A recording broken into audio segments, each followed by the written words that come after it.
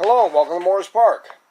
Today's video is going to be about something that, or some things that none of us really want to face.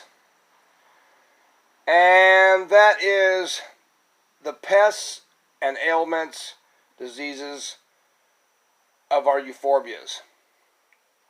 Every one of us is going to experience this if you have a lot of euphorbias, a lot of cacti, a lot of plants in general. And sometimes even if you have just one, something's going to happen. Somebody or something is going to mess up your day and is going to get on your euphorbias and try to take advantage of them. Cactus and other succulents too. And today I'm going to cover a few of those things of what I can show you. And there'll be one actually in particular I'll show you that's affected me this year. But anyhow, I'm going to start off by the insect pests. Let's say bugs, because some of them aren't necessarily insects, some are actually arachnids. And when I say that, people are going, spiders? You mean spiders eat our plants? Yeah, when you have spider mites, basically mites are just tiny little spiders. They're an arachnid, they're related to spiders, and they basically suck the juices out of your plant. Now, fortunately, in my collection here today, I don't have any spider mites that are on my euphorbias. But I am going to show you something that does. Now, the only place I know of that I've had any spider mite problems really are on two different items. And one is this rose tree. And I can't get my phone close enough on this. But to look at this tree, you can kind of make out that the leaves are a little stippled. A little bit of shine on that, it's hard to see. But they're a little stippled, a little yellowed. See some dying there. And when you turn them over,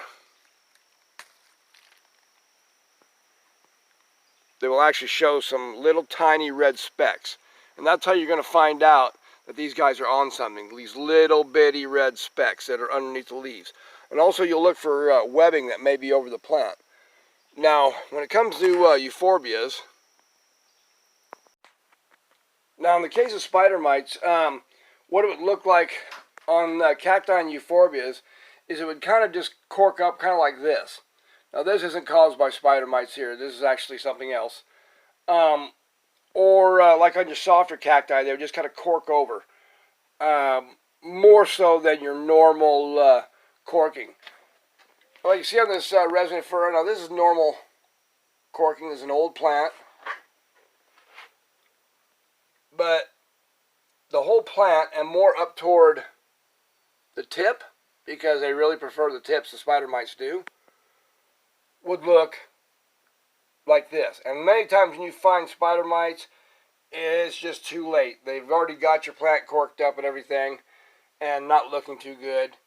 And so what you want to look for is that. This kind of discoloring, but look for it at the ends. You may see discoloring, or you may see some scabbiness or something on the plant. Take a good look at it. It might have those little tiny red dots, or even tiny little, like, they look like little dust specks. Either red or kind of brownish sometimes are these little spider mites. If you look real hard and you watch them, you'll actually see them move. But in my collection here, I don't have any on my plants today, which is good. If I did, I'd be using this Neem Oil. And this Neem Oil, I'd be using it about once a week. I kind of like to get aggressive with it. I think it says do it every 2 weeks. I usually like to try to do it once a week.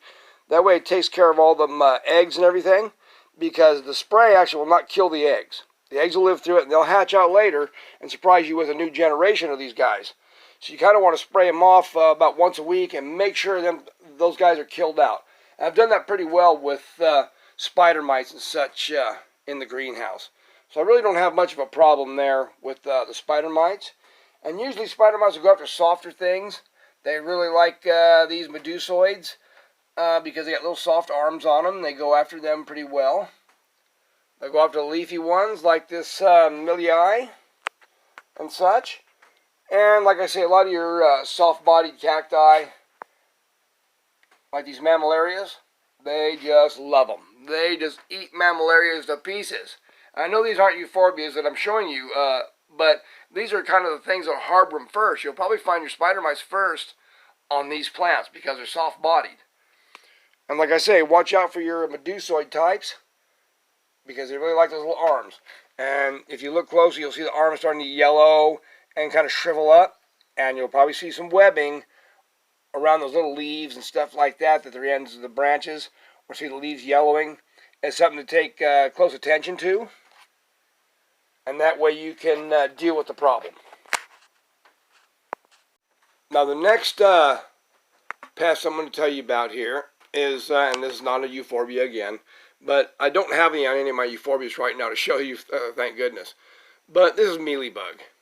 Mealybug is very common. They also call it cotton scale because that little white stuff right there that they surround themselves with. It's kind of a waxy coating, fuzzy waxy coating that they put on. And they'll get in the leaf axils of plants and so forth. I do find them very common on Euphorbias. More so than spider mites, actually. I don't find spider mites near as much on Euphorbias as I do cacti and other succulents. But mealybugs I do find on my Euphorbias. And usually they're not in profusion on Euphorbias. And mealybugs, there's two types. There's a type you see up here, and there's also what they call root mealybugs.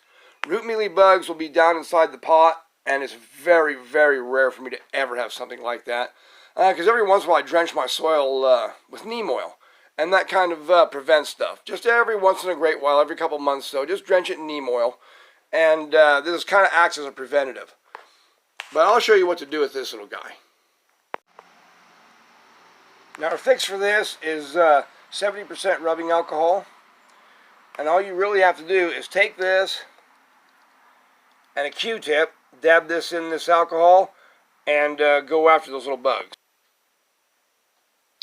Now, all you got to do on this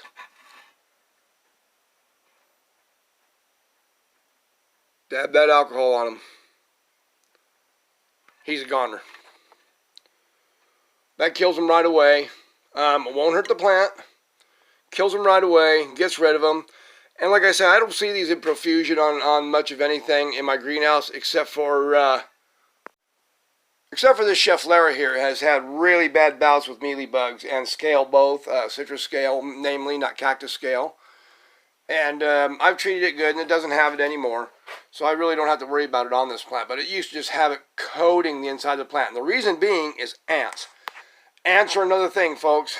Ants will spread mealybugs, scale, aphids. They farm these things. And at one time, this was a co-op farm, believe it or not, this Chef Lara. And I had to cut every bit of green off of this to cure it because it was so filled with mealybugs and scale, citrus scale because the ants were cultivating it. And I had to take every bit of foliage off it, cut it to the wood, take it out of its pot, clean all the soil off the roots, get rid of the ants, and start over. And luckily it all came back. But the mealybugs were at their worst on this. And I really haven't had that bad of a problem with them, except on here and where the ants are so involved. Boy, those ants can really move them around. They raise them like cattle. They get the honeydew from them when they raise them off these plants. They go up and they squeeze these little bugs. They exude a honeydew, and the ants love this. And so they move them around. They farm them on these things. So you really got to watch for those ants. If you see ants, start looking for mealybugs and scale because they're probably not far behind. Now, the next bug I'm going to tell you about is something I really don't see much on my Euphorbias. I've actually seen more pictures of it. I've never actually experienced it myself. And that is Cactus Scale. They really love these Opuntias. I've had this one outside for a bit. I've been kind of fighting this. I've left this one alone for a couple weeks on this so I could actually do this video and show you how to take care of this. Now, what we're going to do for this is we're actually going to scrub this plant with this. Now, I've got this kind of mixed up in here. This is an older bottle and it had just a little bit left in it, and I've mixed it up with some water. And what I'm going to do is I'm going to scrub this plant.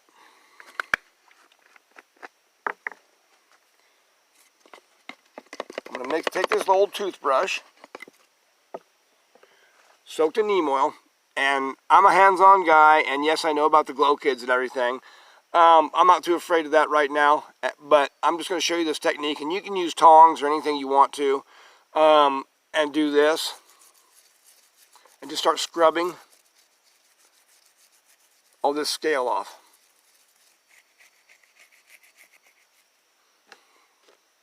You might have to dip it a few times in this mixture I've made up here, this neem oil and water. I have mixed this, but it's just a little bit in the bottle. It makes it convenient for dipping the brush. Don't worry about getting the neem oil on your fingers or anything, because neem oil is perfectly safe. It's a organic pesticide. But you can see this is just taking all this off, scrubbing it down.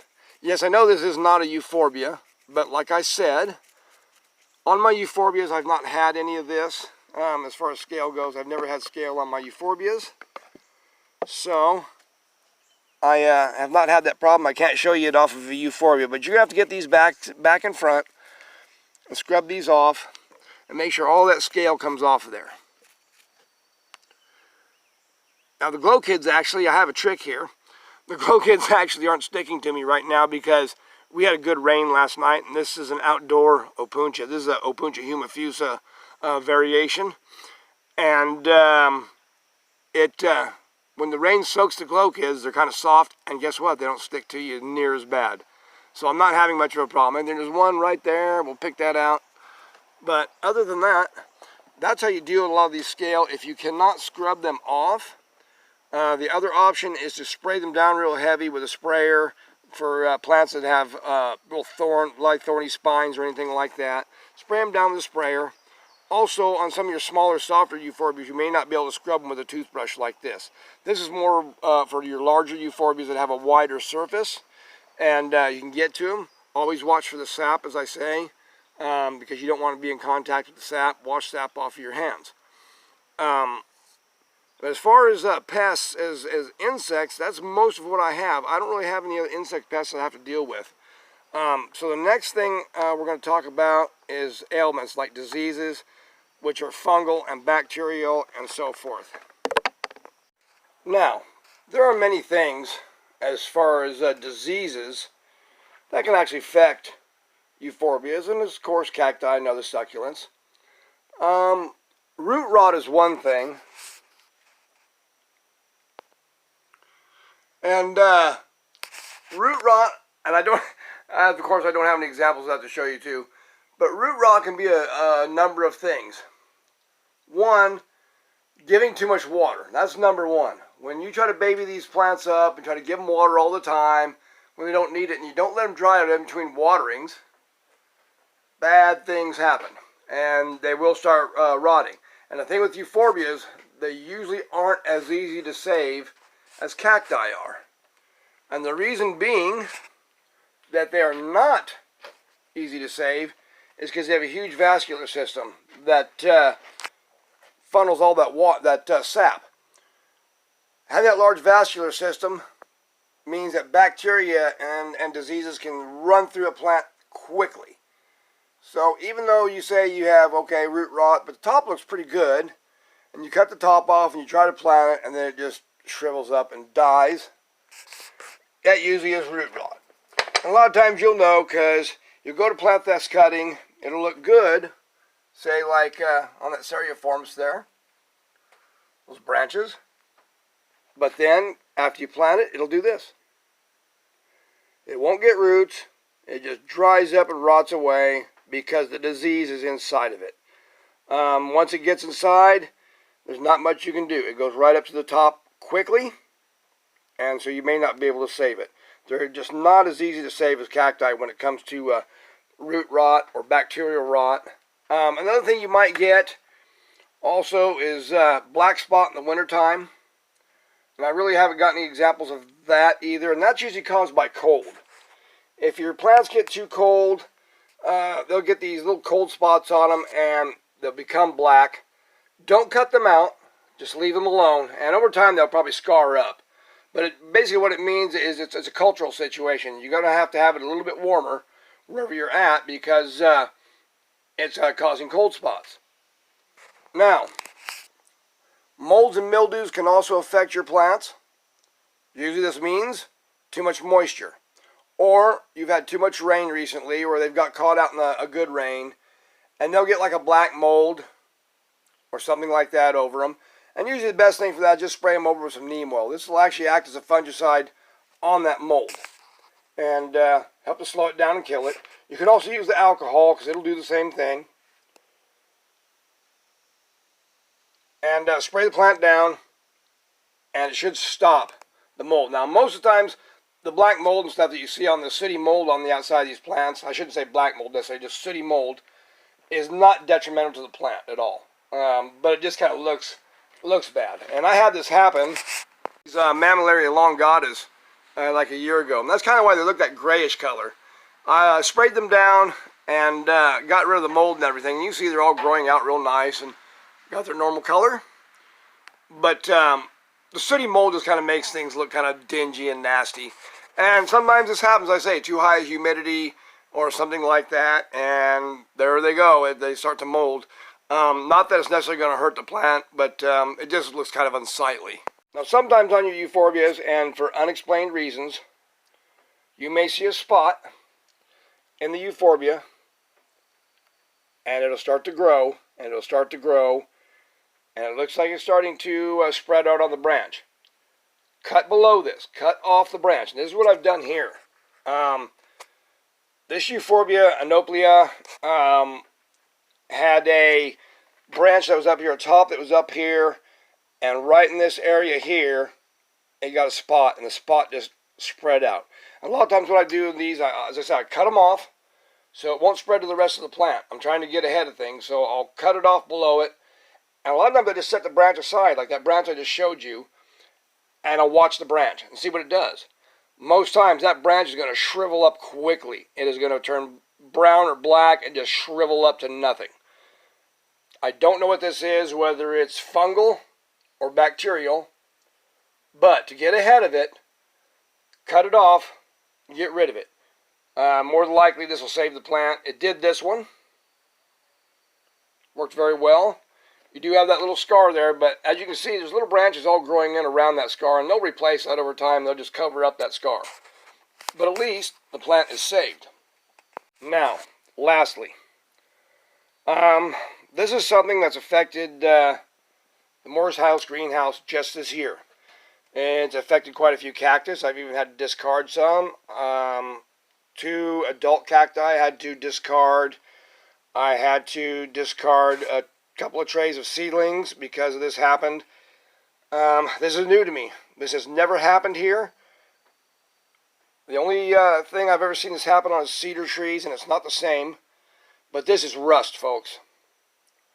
And you see these brown spots right here. Kind of looks like it's going to be rotting. Well, it's actually not. The rust is kind of up in the skin of the plant. Now, I've been spraying these plants and taking care of things, and the tan color you see there is actually healing. That's where the euphorbia is actually healing and coming out of it. You can see in here it's starting to turn tan also, because I'm getting ahead of the game. This one also, you see it? You see the brown spots starting to scar up into tan scars. And I'm getting ahead of these guys, fixing these plants. Now, the worst affected by this is my horridas. I had some here on my submammillaris Dorfii. But it's kind of strange because after I sprayed the plant turned white. It was almost like a defense thing, I think. It turned all white, but started growing a lot of new growth. So it's coming out of it. The horridas seem to be hit the worst. A lot of other euphorbias didn't even get this. But the horridas seem to really be susceptible. This is my horrida, marstriata. I've had this thing 37 years. The other side of it looks absolutely horrible. This side looks pretty good. You can see some of the brown and some of the tan marks on it now. And the tan means I'm getting ahead of it. And also all those new little flowers and everything up there, and the new peduncles and everything, mean that it's coming out of it. It's growing out of it, no problem. I'm not afraid now of losing this plant. But this stuff, I have never had a problem with it. I've seen rust on other plants and other types of rust, and I'll show you. This here is Cedar apple rust. This is a rust we're quite familiar with here in the Ozarks. It affects these our red cedar trees, which actually they're not a true cedar, they're actually a juniper, as you can see from this foliage. But what it does, it has two plants that it goes through, and it needs to survive. One, these cedars. The cedars is how it actually is able to make these gall-like structures. They grow out, and then after days of rain, usually it takes a few days, these swell up really big, and they got a surface that looks kind of like a golf ball when they get real big. And through all those little pores, these gelatinous-looking fingers, they're kind of nasty looking, these golden-looking gelatinous fingers come protruding and dripping out of these things. When I say dripping, they're really nasty, wet, slimy-looking things. But this only affects two plants. This affects cedar trees and apple trees. And on apple trees, it manifests quite different. It looks like your traditional rust with the rusty burn spots and everything in it. And it'll affect them that way. But with the cedar trees, when it's in the cedar trees, it uses cedar trees as the host for its reproduction. And grows out like this. And then puts out those gelatinous fingers and spreads its spores. Kind of a nasty looking little thing. But I'm not concerned about this one. Our hollyhocks this year actually were pretty well devastated by rust, and I'm not sure if it's even the same rust as these. It looks quite different. Different on each plant that the rust affects. And there are many species of rust that devour our plants. But you can see the trunk on this is very scarred. Almost looks dead. But the new branches are looking great. The mirror stem was killed. And actually I think that was killed out by something else a couple years ago. It just stopped growing in the mirror stem and started growing all these branches. But the branches look very healthy. And they are unaffected by any rust. A curious thing about this rust is it did not affect my polygonus, which are very close to horridas. They hybridize quite easily with horridas. Look very similar, except they have this white coating. I'm wondering with this white coating, did this help prevent them from getting the rust? Does this white coating make them able to resist? This white coating on these horridas and horrida hybrids, I'm just theorizing maybe it protects them. Maybe they won't get it because of this white coating. I'm not sure. But then right next to it, it manifests itself in different ways. And I'll show you here next to it. This is my Ceria spiralis. Now, not a Euphorbia, of course. But there it is. Got this rusty, blistered look. It looks a little different on the cacti. And I'll show you something else here in a minute where it's even a little bit more different. But this is all the same rust. Now, on this opuntia, if you look at it, you can see it looks like it's broke out in like a rash. This is what they call, actually, pustules. Now, it's quite different from what it looks like on euphorbias. The rest of the plant's very clean. I've been spraying this. And I've stopped it right here. You can see how it's turning kind of a tan color. That means I've got a hold on it. And I've been spraying these plants about every 2 weeks now, taking care of this. I'll show you how it manifests itself on a pharaoh cactus. Now this is another opuntia, and you can see where it's hit this one too, but it's turning tan colored, and that means I've got a hold on it. It means I've stopped it.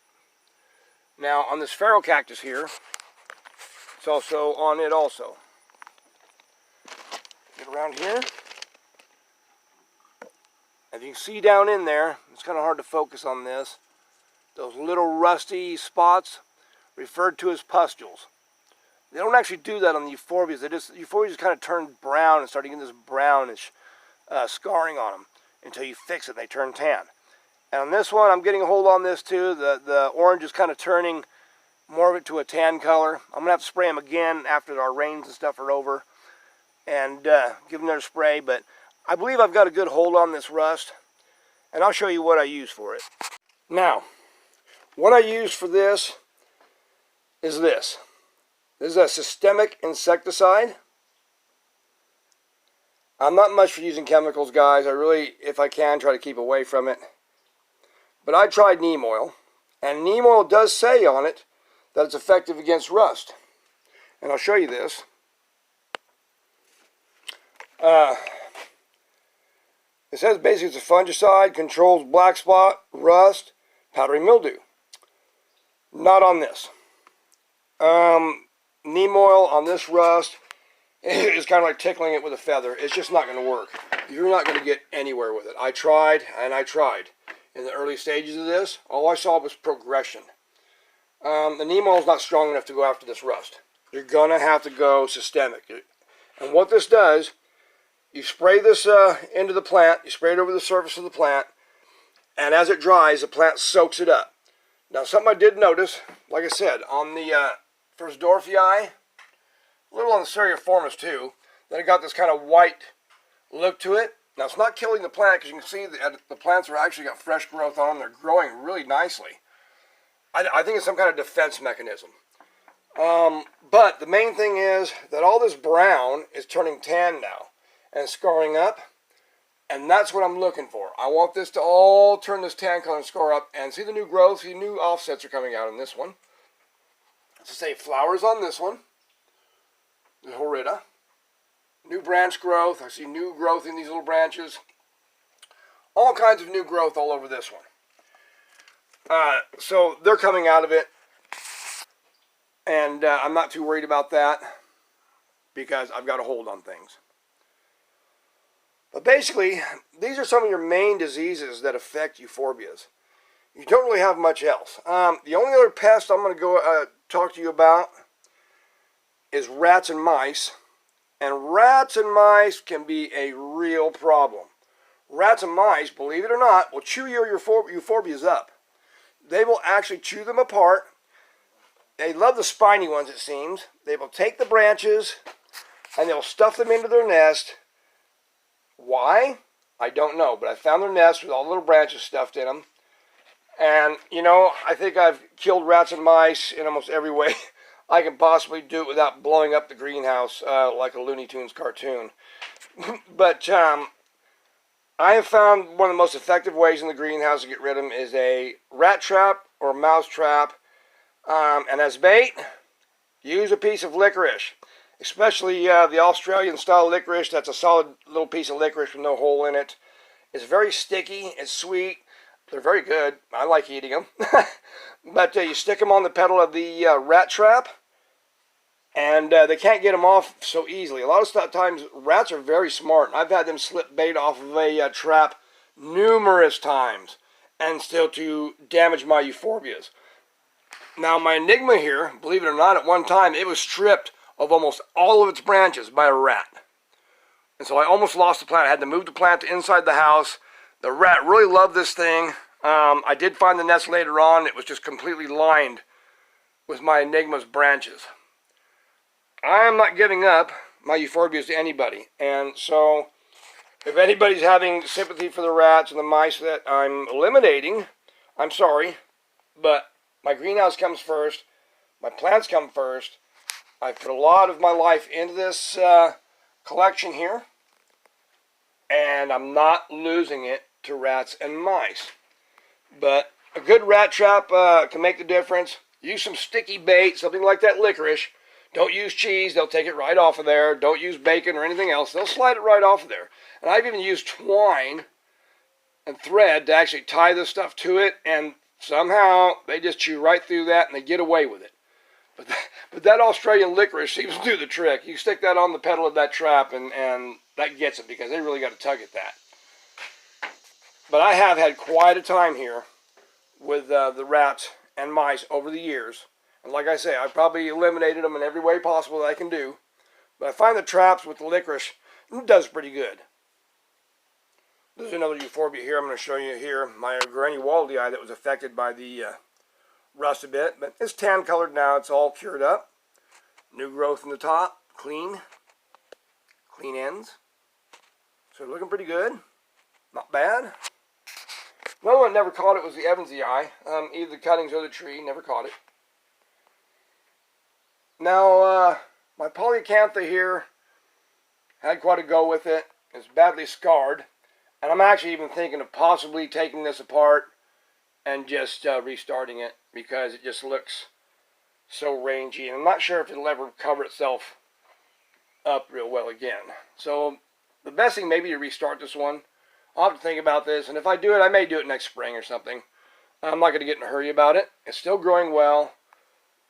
Tops look pretty good, so I'm not going to worry about that. But this is just covering some of the things that can affect your euphorbias. Oh, I'll cover one more thing, and that is something that affects the health of your euphorbia. Not really a pest or disease, but it can cause conditions, and that's poor soil. If your soil has all been used up, and like I showed you when I repotted the king here, the soil's all been used up. This Abyssinica usually produces leaves at the top. It hasn't produced leaves in a couple years, which means there's no soil left. And so the best option for that, repot. And this is what happens too. When there's no soil left or anything, the branches kind of, when they start to come out, they're kind of distorted and they're kind of browned, not looking real healthy like they should. Now I'm noticing a tiny bit of growth in this now that I've kind of put this back in here. It's not really started up fast yet, but it should soon. And I'm not too worried about them now. But fresh soil. And this is in cactus too. You'll notice your cactus start to look sad and barked up or something. And usually it means they probably need some soil. So check your soil. Also another thing I may as well connect up to right now too, since I just hit my mind, and that's actual root rot. If you're going to check for root rot and you suspect root rot, one of the best things to do is grab the plant and tug on it. Well, that one is well rooted. You don't have to worry about that one. There's no root rot. If there's root rot, what's going to happen is it's going to come out. Hey, look at this. This is something interesting here, folks. This is what they call a spider hawk. And he has got a nest somewhere, a mud nest. And he's got a spider in his clutches. Now the spider he's got in his clutches is paralyzed. And she's going to lay an egg on this thing. And she's going to stick this in a mud nest. And when her young hatch, they're going to eat it alive, basically. Ooh. But yeah, we have these spider hawks all over the place. And she's looking for a place to do a nest there. You can see her dragging that spider along all over the place around my Decarii. I hope she's not going to dig in there. Hope she finds somewhere else, actually. Because they'll dig a tunnel sometimes, too, into the ground if they don't make a mud nest. And she just left to go off somewhere else to find a better place. Thank goodness. But anyhow, I hope you found all this helpful. If you think root rot, just tug on those euphorbias. See if you can pull them out. If they're well anchored, they're probably good. If they're looking a little bit sad and a little bit dull, and the branches aren't growing out quite right, go ahead and redo the soil. Soil's probably bad. Simple things. So anyway, this is Clyde Morris from Morris Park. I hope you find this video very helpful. And next video will be Euphorbia 101, propagation. I hope you enjoy my Euphorbia 101 videos. That's all for today. This is Clyde Morris. Take care. Have a great day.